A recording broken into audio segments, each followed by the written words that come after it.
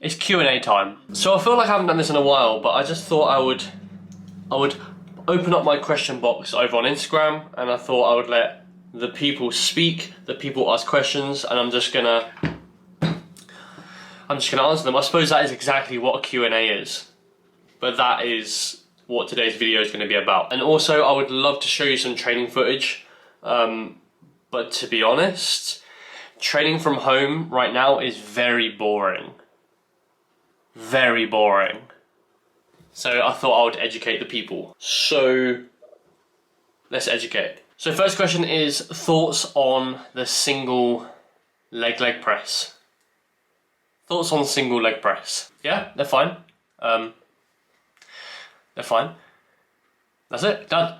I'm just kidding. But I do think that having some sort of unilateral movement in place for each kind of muscle group is favourable. The only one that I would have the exception for is probably something like chest, just because when you're trying to press unilaterally, it's just not that optimal. The bracing and stability is just way off, especially the stability part of it. So yeah, single leg presses or the dreaded Bulgarian split squats are what I would opt for, what I would prompt for. And right now with the home workouts, I have to do Bulgarian split lunges or walking lunges. So yeah, single leg presses are a walk in the park. So yeah, all good. And now for a very serious question. Would you rather have fingered sized nipples? Right. Okay. That wouldn't look too good. Or nipple sized fingers? Wow, okay. Well, let me think about that. I think in terms of lifting, I think I'd have to go for the fingered sized nipples because I could probably tape it down and I couldn't lift if I had really small fingers. So yeah, I think on stage it would probably be I think that I would be drawn to it, but like you didn't say I could surgically remove it. So if I opt for that, could I surgically remove it? Because you can't remove something that's removed. See? So that, give me the nips. Next question, am I doing too much volume if I add 1 rep on my first set but match all my reps on my other sets? So you can add a rep on the first set. It depends on your phase. If you're in a surplus, I would say that that's okay. In a fat loss phase, I would say that's okay as well. You're not gonna expect massive training performance increases all the time. If you're expecting massive training performance kind of increases each time, what were you training like here to get the jumps, right? You can almost fake progress. So you could go from like here, bullshit your way here, then increase here, still be bullshitting. By the end of the training, kind of the mesocycle, you'll be training at like where you should have been training here. So I'd always say if you're having like drastic improvements in performance, yeah, were you training that hard here? Especially if natural. But you could also have a caveat to that and say that if it's something like a new movement, like for example, you're doing like a new chest press, you kind of misloaded here, and then kind of spike performance, that would be a scenario where we would have these jumps. But after like mesocycle 2, or even like by even week 3 of the mesocycle, you'd be able to get in sync with that movement. So yeah, don't expect like crazy PBs every single week, but at the same time, don't actively go into the session thinking I am not going to hit these numbers, because that's also a downfall too. How many people do I coach? So right now we have the cap at 50, we have 47, so we're running 3 short. I think over 50, or I know over 50 my service degrades, so basically I cap it at 50. So yeah, basically if you ever thought about coaching, then I've got 3 spots left. And they go pretty quickly, but if you don't, then don't. This is a cool one. I have no aspirations to become a competitive bodybuilder, but rather just want to exceed my own expectations and be a better version of myself. Am I still a bodybuilder? Yes, you are a bodybuilder. You are changing your body, you are bodybuilding, right? That's the whole point in it. And also, one of the big things for me is, if you can get from X physique to one that you're insanely happy with no real goal of competing or no real goal in mind, just doing it for you, like hats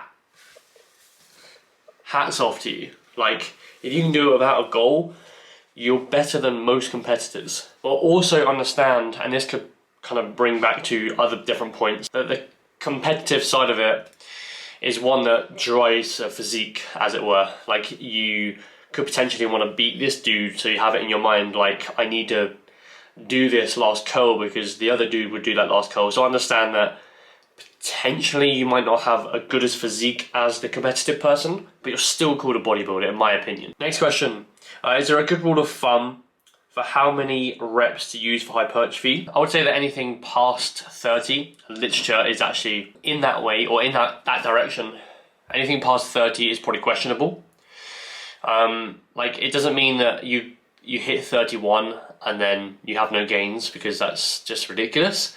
But I would say that anything past 30 is, somewhat questionable. So try aim for anywhere between 5 and 30 reps, obviously depending on the muscle group and the movement. Like, a really cool one to link it back to the unilateral movements, the one arm movements, is that a lot of people put that in a higher rep range. However, if you do it in a higher rep range, number one, it's going to take fucking ages, and number two, it just gets a little bit boring. So what you want to do with unilateral movements is put them in a slightly lower rep range, like in an 8 to 12 rep range is cool. Number one, the stimulus per rep is going to be pretty damn decent. And number two, you just don't get bored, and it doesn't take like 7 minutes to complete one side. Next up, how important is it to have a structured program? Cool.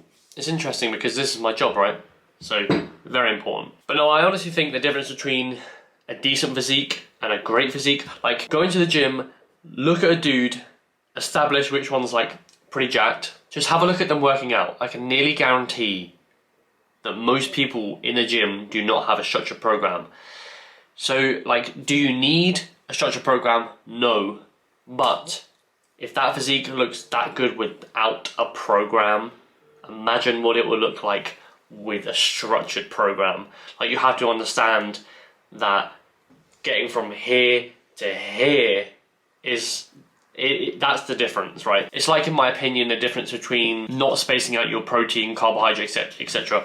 That not spacing it out and spacing it out would be the difference between this level of physique and this level of physique, and this would obviously be the better one, right? I don't know what it's going to be like on camera, but this is obviously the better one. I don't know what that is. Why do people congratulate that? I'm going to have to research that. Anyway, I think that's a British thing. Now we're moving on to the nutrition side of the Q&A. I realised that I had just answered training questions upstairs, so I thought I would split it up into training, nutrition and recovery. So, and I've even prepared food, because it's nutrition and that's food. Anyway, is there an upper limit to fats per day? So I would say that 1 gram per pound is probably a little bit high. You could probably go a little bit higher, but I personally wouldn't, because the other macronutrients are far superior. So I would say that cover your basis in terms of hormones, which is about 0.3, and anything above that is maybe preference.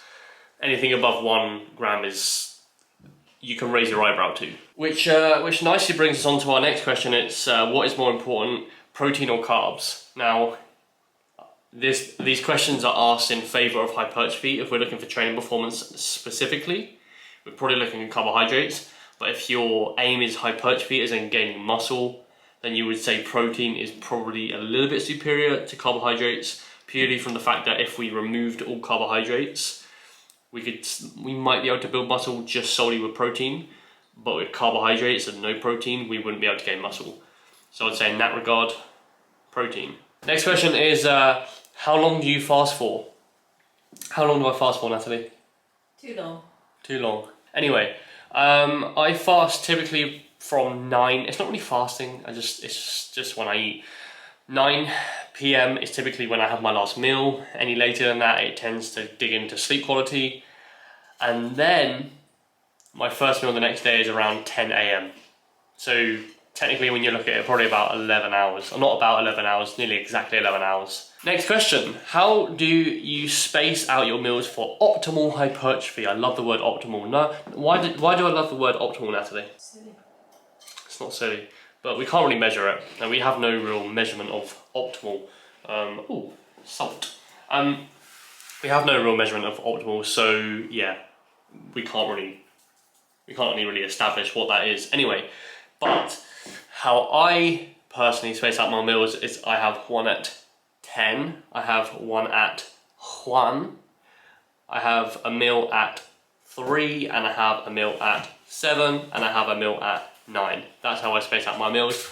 5 meals. I normally train in between meals 3 and 4. Typically right now, because we're in isolation, I'm typically going between 1 and 2 just to get out of the way.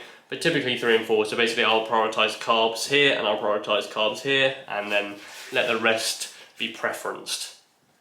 But that is how I space out my meal for optimal hypertrophy. What's your go-to carb when hungry?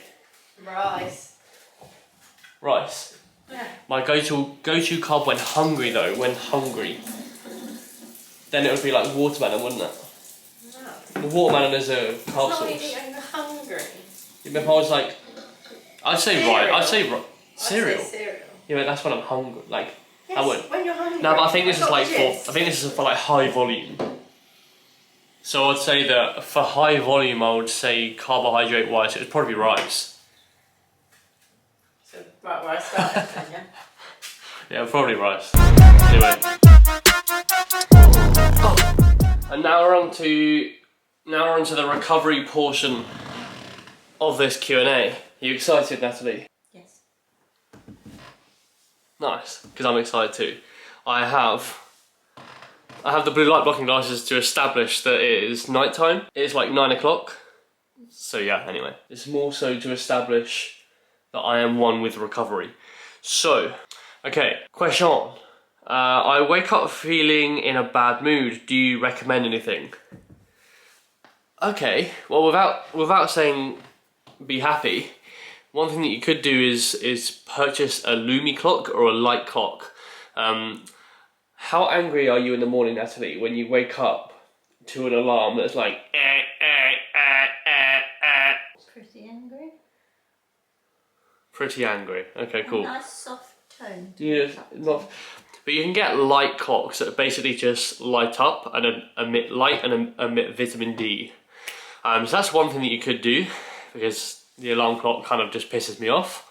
So that's one thing you could do. Another thing is write down all of your thoughts at night, so when you wake up, it's just on a page and you're ready to go. Another thing you could do is just not wake up on your phone. So wake up, go downstairs, make your coffee, journal, etc, etc. You can also meditate, things like this, they really, really help. Next question, what supplements do you take pre-bed? Ashwagandha. I take ashwagandha, I take magnesium and zinc, I take sometimes valerian extract if I feel out of whack, but that's very rare, and then also I have melatonin when my sleep clock needs to get moved. Moved would be a word. But they're really the only supplements I have at night. Nothing really major. I used to have Support Max Neuro PM, but to be honest, if I'm having Support Max Neuro, the ashwagandha, the magnesium biglycinate, it's a bit overkill, plus it's like 40 quid for a tub. I might as well just buy just that and be a super saver, Natalie. A super saver of money. Next question. I realise I'm just saying next question each time, but do you think Epsom salt baths are effective for recovery? Interesting. Now, I think that with the literature that we have, I wouldn't be able to say that it's effective for recovery. However, if you get the ones that are laced with lavender, which Natalie can't have because she's allergic to lavender, which is quite selfish, but if you have the ones that kind of have a laced with lavender, you'd be able to sleep more effectively, which means you would be able to recover more. So actually, there is some direct research that might be an effect. Also, a hot bath in itself is quite relaxing. But as for like direct research or direct, what would be the word? Direct impact on recovery, I wouldn't go as far as to say that Epsom salt baths are the be-all and end-all of recovery. And you've also got to establish where it is on the hierarchy, Illuminati. You've also got to establish where it is on the hierarchy of recovery. It's going to be right at the top where supplements are. Do you still use a massage gun? Very rarely, only when I feel like really tight, specifically in the groin area. No, I'm joking. That's disgusting, Natalie. But yeah, no, very rarely. I do have like this weird like pinch and scap sometimes, but 9 times out of 10, I'll just ask Nat to elbow me straight in the scap, and it seems to release it. But yeah, no, I don't use it that much. I use it occasionally though. But the last question is, how much sleep do you normally get in the day? I'll do it at night because obviously in the day I don't really do anything, or I don't sleep. How much sleep do we normally get? We go to sleep at around 11 o'clock and we wake up about 7:30, so like 8.5 hours. Wow, we're so meticulous with recovery, aren't we? Yeah. Or boring. Anyway, and we do that like Saturdays and Fridays as well. Losers. Yeah, we are losers. Anyway, hope you've enjoyed the Q&A. I'll probably do a few more of them because I actually quite enjoy doing that. Anyway, I hope you're well and I will see you. I'm not too sure when this will be out. I'll see you in the next video.